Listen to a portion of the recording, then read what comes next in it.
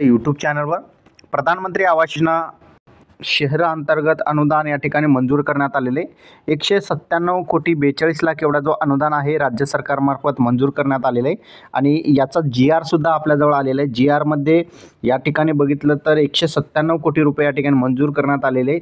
GR मध्ये मी तुम्हाला माहिती दाखवणारच आहे। GR मध्ये कोणकोणती बाबी त्यांनी मेन्शन केलेले आहेत, सर्व बाबी आजच्या व्हिडिओमध्ये बघूया। त्यासाठी हा व्हिडिओ शेवटपर्यंत बघा। चॅनलवर नवीन असाल चॅनलला तर मित्रांनो, प्रधानमंत्री आवास योजना शहरी अंतर्गत केंद्र शासनाकडून प्राप्त झालेले केंद्र हिशाचे निधी या ठिकाणी वितरित करण्याबाबत महाराष्ट्र शासनाने जे आहेत गृहनिर्माण विभाग यांच्यामार्फत GR काढून माहिती प्रसिद्ध केलेली आहे। या ठिकाणी निधी जो आहे प्रसिद्ध केलेला आहे। हा जो निधी आहे SC आणि ST या दोन कॅटेगरी व्यतिरिक्त असणार आहे। तर हा निधी त्यांच्यासाठी उपयोगी पडणार आहे। 18 मार्च 2025 रोजीचा हा GR आहे।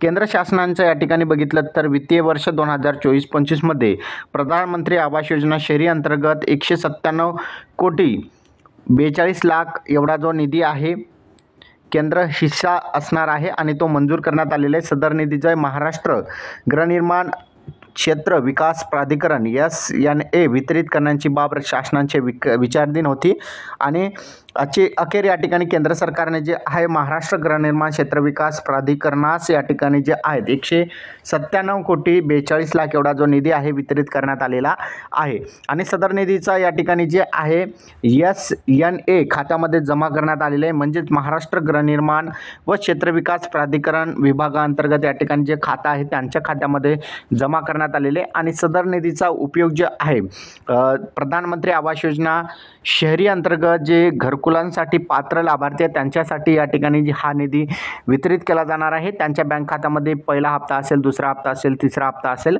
या प्रकारे निधींचं हप्त्यांचे वितरण केले जाणार आहे। तर अशा प्रकारे बघितलं तर प्रधानमंत्री आवास योजना ग्रामीण शहरी अंतर्गतचा हा एक महत्त्वपूर्ण अपडेट होता। अपडेट कसा वाटला कमेंटमध्ये सांगा। चॅनलवर नवीन असाल चॅनलला सबस्क्राईब करा। धन्यवाद।